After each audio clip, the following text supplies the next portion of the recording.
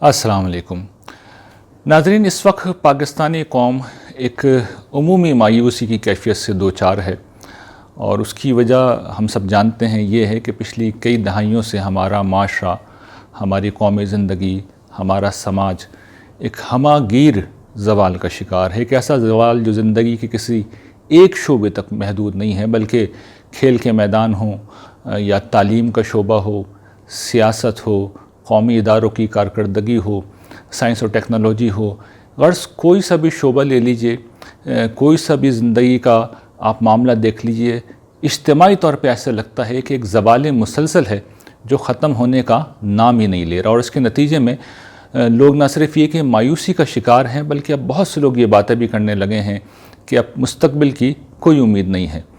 تاہم اس طالب علم یعنی میری اس معاملے میں رائے بالکل جدا ہے، اور میں اس معاملے میں بہت پر امید بھی ہوں اور پر یقین بھی ہوں، اور اس درجے میں پر یقین ہوں کہ آج سے 20 سال پہلے میں کینیڈا کی امیگریشن چھوڑ کر پاکستان آیا، اور اسی جذبے سے اور اسی مقصد سے آیا کہ میں وہ راستہ اپنی قوم کو بتاؤں کہ جس پہ چل کر اس صورتحال سے ہم نکل سکتے ہیں۔ میں اس رائے سے اتفاق نہیں کرتا جس میں یہ سمجھا جا رہا ہے کہ پاکستان کے خاتمے کے دن قریب ہیں۔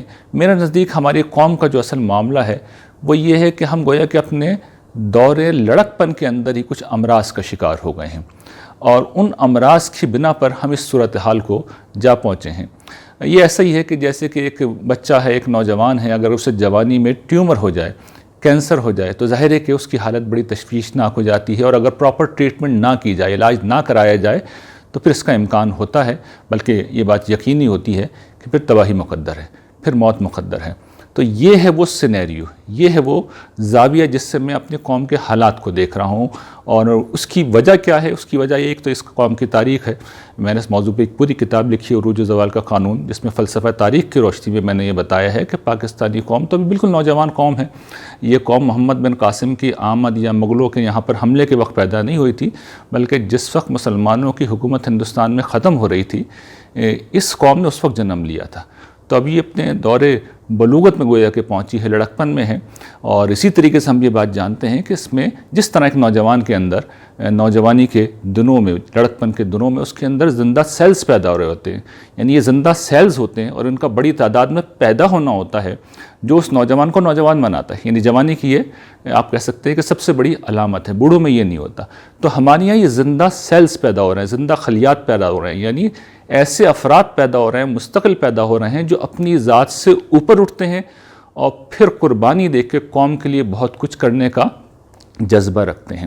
تو ہمیں یہ بات دیکھنی ہوگی، یہ سمجھنا ہوگا کہ وہ کیا امراض ہیں جو ہماری قوم کو لاحق ہیں، اور ہمارا جو زوال ہے اس کی کیا نوعیت ہے، اور اس کی کیا ہسٹری ہے، کیا پس منظر ہے۔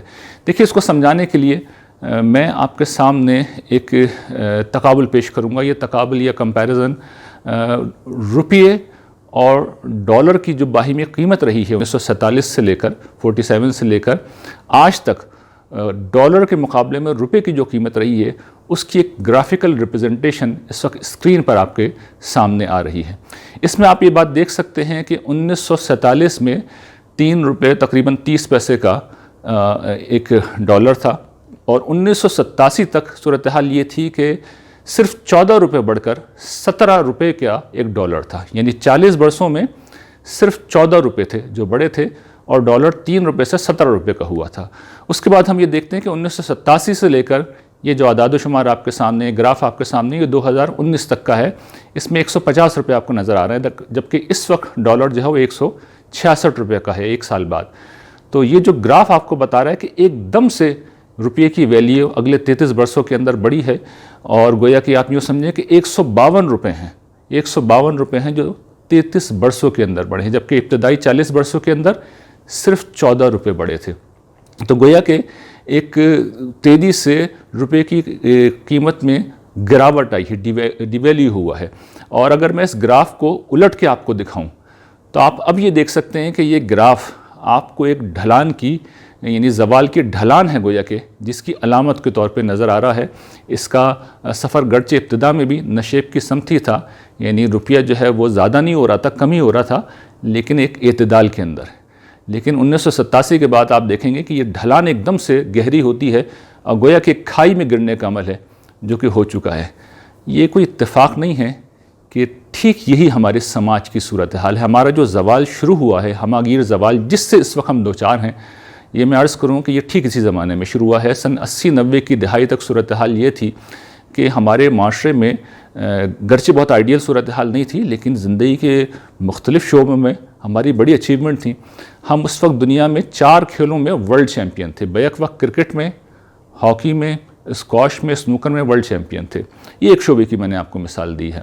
اس کے علاوہ آپ تعلیم میں دیکھیے تو بہرحال اتنی برے صورتحال نہیں تھی جتنی اس وقت ہے۔ سیاست میں کرپشن کا کوئی اس طرح کا تصور بہت زیادہ عام نہیں ہوا تھا، اور سیاسی لوگ بھی کافی بہتر ہوا کرتے تھے۔ اسی طریقے سے آپ فنون لطیفہ میں دیکھ لیے تو مشتاق احمد یوسفی کا یہ زمانہ ہے، یہ ابن انشا کا زمانہ ہے، یہ فیض کا و فراز کا زمانہ ہے۔ اسی طریقے سے جو دیگر آرٹ ہیں یا دیگر فنون ہیں، ان میں بھی آپ یہ دیکھ سکتے ہیں کہ اس زمانے میں ہماری پرفارمنس بہت غیر معمولی نہ صحیح، لیکن بہرحال بہت زبردست ضرور تھی۔ مثال کے طور پر ہمارے یہاں جو اس زمانے میں پی ٹی وی کے ڈرامے تھے، وہ اس پورے خطے میں سب سے آگے تھے۔ تو زوال کی یہ صورتحال اس کے بعد سے پھر شروع ہوئی، اور ہم موجودہ حالات تک آ گئے ہیں، جو ظاہر ہے کہ میں بھی جانتا ہوں اور آپ بھی جانتے ہیں۔ اب سوال یہ پیدا ہوتا ہے کہ یہ ہوا کیا، یعنی 80s اور 90s میں کیا واقعہ ہوا تھا جس کے نتیجے میں ایک دم سے ہمیں یہ زوال نظر آتا ہے۔ دیکھیے، یہ بات سمجھ لیجئے کہ 80s اور 90s کا جو ایرا تھا، وہ جو زمانہ تھا، اس وقت تک جو لوگ موجود تھے اصل میں وہ ایک بالکل مختلف تربیت کی پروڈکٹ تھے۔ اور اس وقت ہوا یہ کہ ایک دوسری جو ہماری انٹلیکچول لیڈرشپ تھی، وہ گویا کہ معاشرے میں غالب ہو گئی۔ اقتدار کے ایوانوں میں بھی اصل میں اسی کا غلبہ ہو گیا، اسی کی بات سنی جانے لگی، صحافت میں بھی اسی کی آواز گونجنے لگی، ممبر و محراب میں بھی اسی کا نقطہ نظر غالب ہو گیا۔ سب جگہ گویا کہ علم و دانش کے حلقوں سے لے کر سیاست کے ایوانوں تک اسی کی صدا گونجنے لگی۔ اس تربیت نے پھر اگلے برسوں کے اندر، اگلی دہائیوں کے اندر جو نسل پیدا کی، آج وہ نسل ہمارے سامنے ہے اور معاشرے میں ہر جگہ موجود ہے۔ یہ جو نئی قیادت تھی، انٹلیکچول لیڈرشپ تھی، اس نے 3 کام کیے جو اس سے پرانی نسل کے اندر نہیں تھے، اور یہیں سے ساری خرابی پیدا ہوئی۔ دیکھیے، اس سے پہلے ہمارے یہاں جو پچھلی نسل تھی یا اس کی جو تربیت کی بنیادی اساس تھی، وہ کیا تھی؟ کردار، کریکٹر جو تھا وہ بنیاد تھی۔ چنانچہ اب جو نئی فکری قیادت آئی اور اس کو غلبہ حاصل ہوا، اس نے اس پر فوکس کرنے کے بجائے نیکی کا معیار اس چیز کو بنا دیا۔ اور میں بہت معذرت کے ساتھ، بہت ادب کے ساتھ یہ عرض کر رہا ہوں کہ کسی شخص کا ظاہری حلیہ کیا ہے، یعنی میرے جیسا آدمی جو اس وقت آپ کے سامنے موجود ہے، اور بہت سے لوگوں کو وہ دین سکھاتا ہے، بہت سے لوگوں کے لیے شاید وہ آئیڈیل ہو، اس معیار کے مطابق اصلاً ایک فاسق و فاجر ہے، تارک سنت ہے، جس کی امامت بھی مکروہ تحریمی ہے۔ یہ حقیقت ہے، میں کوئی مبالغہ نہیں کر رہا۔ اب دوسرا معاملہ کیا ہوا، یعنی تربیت کی دوسری اساس کیا تھی؟ اس سے پہلے فرد ہماری یہ فوکس رہتا تھا، فرد کے بجائے اب کیا فوکس ہو گیا؟ نظام فوکس ہو گیا کہ اقتدار کے ایوانوں پہ قبضہ کیا جائے اور وہاں پر تبدیل لائی جائے۔ میں کوئی تبصرہ نہیں کر رہا کہ یہ اساسات جو تھیں فکر کی صحیح ہیں یا غلط ہیں، میں تو یہ بتا رہا ہوں کیا ہوا ہے۔ یعنی یہ جو تربیت ہے، اصل میں اس تربیت کے لوگ ہیں جو اس وقت موجود ہیں، جن کا ذہن یہی ہے۔ اور اگر آپ کسی کو دیکھنا چاہیں تو ہمارے پرائم منسٹر، آپ کو یاد ہوگا یہ کیا کہتے رہے ہیں کہ میں ایک دفعہ وزیر اعظم بن جاؤں اور اس کے بعد سب کچھ ٹھیک ہو جائے گا۔ تو قوم نے وزیر اعظم انہیں بنا دیا۔ تو آپ یہ دیکھ لیجئے، یہ اصل میں صحیح یا غلط کی میں بات نہیں کر رہا، میں کوئی سیاست میں اس وقت کوئی کمنٹ بھی نہیں کر رہا، میں بتا رہا ہوں کہ فکر کیا تھی کہ ایک دفعہ آپ اقتدار کے ایوانوں پہ قبضہ کر لیں، اس کے بعد سب ٹھیک ہو جائے گا۔ تو فرد کو چھوڑ کر سسٹم یا اقتدار کو ٹارگٹ کرنا۔ پہلی کیا چیز تھی کہ اخلاقیات، فرد کا کردار کیا ہے، اس کی سیرت کیا ہے، کریکٹر کیا ہے، یہ معیار نہیں رہا، بلکہ اس کا ظاہر معیار ہو گیا، وہ نیکی کا معیار ہو گیا، وہ کردار کا معیار ہو گیا، وہ صالحیت کا معیار ہو گیا۔ دوسری چیز کیا ہے؟ فرد کے بجائے نظام فوکس ہو گیا۔ اور تیسری چیز کیا تھی؟ وہ یہ کہ اس سے پہلے ہمیشہ اپنے قریبی سرکل میں، جہاں پہ آپ موجود ہیں، جہاں واقعتاً کچھ کر سکتے ہیں، جہاں پہ آپ کی بات افیکٹو ہو سکتی ہے اور ہوتی تھی، اس کو لوگ فوکس کرتے تھے۔ اب جو نئی تربیت تھی، اس کا بنیادی اصول یہ تھا کہ مغرب مرد آباد، یہود و ہنود مرد آباد، یہ جو حکمران ہیں یہ مرد آباد۔ یعنی آپ کو نشانہ جو دیا گیا وہ خارج میں تھا، وہ آپ کے قریبی سرکل کا نہیں نشانہ تھا، وہ سر تسر خارج کا نشانہ تھا۔ اس میں آپ غصہ بھی کرتے ہیں، آپ نفرت کا اظہار بھی کرتے ہیں، آپ احتجاج بھی کرتے ہیں، لیکن اصل میں آپ کی انگلی ہمیشہ ایسے اٹھی رہتی ہے، سامنے کی طرف اٹھی رہتی ہے، اور آپ دوسرے کو ٹارگٹ کرتے رہتے ہیں. تو آپ اپنے آپ کو بھول گئے، آپ اپنے ارد گرد جو آپ کر سکتے تھے آپ اس کو بھول گئے. یعنی یہ نیچرل نتیجہ ہے. آدمی جب خارج کی طرف رخ کر لے گا تو وہ پھر بھول جائے گا کہ وہ کہاں پہ کھڑا ہوا ہے، وہ کیا کر سکتا ہے. تو میں بالکل اس پہ کوئی بات نہیں کر رہا کہ کیا صحیح ہے کیا غلط ہے، میں تو یہ بتا رہا ہوں کہ کیا چیزیں ہوئی ہیں. یہ 3 اساسات تھیں جو بدلی ہیں، اور اس کے نتیجے میں پھر جو نسل پروان چڑھی ہے، جو ذہن بنے ہیں، وہ اس وقت سب جگہ موجود ہیں. وہ سیاست میں بھی موجود ہیں، میں نے آپ کو مثال دے دی. وہ صحافت میں بھی موجود ہیں، وہ ہر جگہ موجود ہیں، زندگی کے ہر شعبے میں موجود ہیں. تو جب کیریکٹر بلڈنگ نہیں رہی، جب افراد نشانہ نہیں رہے، جب اپنا قریبی ٹارگٹ نہیں رہا، تو پھر یہ ہونا تھا. اچھا، ایک دوسری چیز بھی اس زمانے میں ہوئی جس نے صورتحال کو بہت خراب کیا. دیکھیے، جس زمانے کا میں ذکر کر رہا ہوں، مادیت کا ایک سیلاب تھا جو ہمارے ہاں آ رہا تھا. کیوں آ رہا تھا؟ 70s میں پاکستانیوں کی ایک بہت بڑی تعداد تھی جو عرب ملکوں میں گئی، اور وہاں پہ انہوں نے ملازمتیں کیں. عرب میں اس زمانے میں نیا نیا تیل نکلا تھا، تو پیسہ بہت آیا وہاں پر. وہ پیسہ پھر ہمارے یہاں بھی آنے لگا. جو یہاں سے لوگ گئے وہاں پر، جنہوں نے ملازمتیں کی، انہوں نے پیسہ کمایا اور پیسہ یہاں بھیجنا شروع کیا. اس کے نتیجے میں یہاں پر جو مختلف چیزیں تھیں، یعنی ہاؤس ہولڈ اپلائنسز تھے، VCR ہے، ٹیلی ویژن ہے، فریج ہے، واشنگ مشین ہے، پہلے گھروں میں نہیں ہوتی تھی. یہ ایک ایک کر کے آنا شروع ہوئیں. تو مادیت کی ایک دوڑ، معیار زندگی کو بلند کرنے کی ایک دوڑ شروع ہوئی. اور اس کے ساتھ ساتھ جب وہ اقدار ختم ہوئیں، وہ تربیت کی اساسات ختم ہوئیں جو کردار کو سب سے بنیادی اہمیت دیتی ہیں، تو اس کے نتیجے میں کرپشن نے جنم لیا، بددیانتی نے جنم لیا. اور پھر اس کا نتیجہ نکلا کہ جو شخص جس کرسی پہ بیٹھا وہاں پہ فرعون بن گیا، اور اس نے غبن بھی کیا، بددیانتی بھی کی، کرپشن بھی کی. تو ایک طرف تو صورتحال یہ تھی کہ ہمارے ہاں پہ وہ فکر جو ایک احتجاجی ذہن ہے، وہ ذہن جو تعمیر پہ یقین نہیں رکھتا، جو ٹکراؤ پہ یقین رکھتا ہے، جس کا نقطہ نظر یہ ہے کہ ٹکراؤ اور سب کچھ بدل دو، قبضہ کر لو، وہ غالب ہو گیا. اور دوسری طرف یہ کہ جو اعلیٰ اخلاقی رویے تھے، ظاہر ہے کہ جب فرد، میں عام آدمی کی بات کروں، جب اس کے سامنے یہ ٹارگٹ ہی نہیں ہے، اس کو یہ بات کہیں نہیں جا رہی، تو اخلاقی اقدار پھر اس کے لیے اتنی اہم نہیں رہتی. اس کا نتیجہ ہی نکلنا کہ پھر کرپشن پھیلی اور پھیلتی چلی گئی. اس کا نتیجہ نکلا کہ ملاوٹ بڑھی، اور اتنی بڑھ گئی کہ اب نہ دوا خالص ملتی ہے، نہ غذا خالص ملتی ہے. تو یہ وہ صورتحال ہے جس سے ہم اس وقت دوچار ہیں. ہمیں اگر اس صورتحال سے نکلنا ہے، دیکھیے، تو اس کے سوا کوئی راستہ نہیں ہے. میں بڑی دردمندی اور دلسودی سے یہ بات عرض کر رہا ہوں کہ ہمیں اپنی تربیت کی اساسات کو بدلنا ہوگا، ہر صورت پر، ہر قیمت پر بدلنا ہوگا. اگر ہم نے نہیں کیا تو پھر یہ جو بد اخلاقی کا کینسر ہے، یہ جو بددیانتی کا کینسر، یہ کھا جائے گا، یہ مار ڈالے گا، یہ ختم کر دے گا، اور اس کی پھر سنگین نتائج ہیں جو سب کو بھگتنے پڑیں گے. تباہی کوئی اتنی اچھی چیز نہیں ہوتی کہ جس کو ویلکم کہا جائے، لیکن جب وہ آتی ہے تو پھر ساتھ میں بڑی بربادی لاتی ہے، پھر جان مال آبرو کا بڑا نقصان ہوتا ہے، اور وہ ہو رہا ہے. یعنی ہم وہ صورتحال اب فیس کر رہے ہیں، اور آہستہ آہستہ یہ صورتحال خراب ہوگی. تو ہمیں ایک نسل تک اس پہ فوکس کرنا ہے، اس پہ محنت کرنی ہے، اور ان آوازوں کو سننا ہے جو یہ بتا رہے ہیں کہ مسئلہ کیا ہے. دیکھیے، ہم نے سارے تجربے کر لیے، ہم نے دیکھ لیا، پچھلی تربیت دیکھ لی، اس کا نتیجہ بھی دیکھ لیا. خدا را یہ بات سنیے، یہ بات اگر آپ اختیار کریں گے تو آپ میری بات اختیار نہیں کر رہے، یہ آپ کے رب کا فرمان ہے. آپ کا پروردگار، آپ قرآن مجید کھول کے دیکھیے، وہ آپ سے کیا کہہ رہے ہیں؟ سارو الی مغفرۃ من ربکم و جنہ، لوگوں دوڑو اپنے پروردگار کی بخشش کی طرف اور اس کی جنت کی طرف. یہ جنت قرآن مجید میں آپ کو بطور ہدف نظر آئے گی. اور جانتے ہیں قرآن مجید اس جنت کے بارے میں کیا کہتا ہے؟ کون اسے پائے گا؟ قد افلح من تزکا. 4 الفاظ میں قرآن نے اپنا فلسفہ بیان کر دیا. قد افلح من تزکا، فلاح پا گیا وہ شخص، یعنی آخرت کی فلاح پا گیا وہ شخص، جنت میں چلا گیا وہ شخص جس نے اپنے آپ کو پاک کیا. اپنے آپ کو پاک کیا، یہ الفاظ میں پھر دوہراؤں، اپنے آپ کو پاک کیا. وَنَفْسٍ وَمَا سَوَّاهَا فَأَلْهَمَهَا فُجُورَهَا وَتَقْوَاهَا قَدْ أَفْلَحَ مَنْ زَكَّاهَا وَقَدْ خَابَ مَنْ دَسَّاهَا. نفس انسانی کی قسم، جیسا کہ اسے سنوارا اور اس کا خیر و شر اسے الہام کیا، فلاح پا گیا وہ شخص جس نے اپنے نفس کو سنوارا، اس کو ٹھیک کیا، اور ہلاک ہوا، برباد ہوا وہ شخص جس نے اسے آلودہ کیا. اپنے نفس کو پاک کرنا ہے.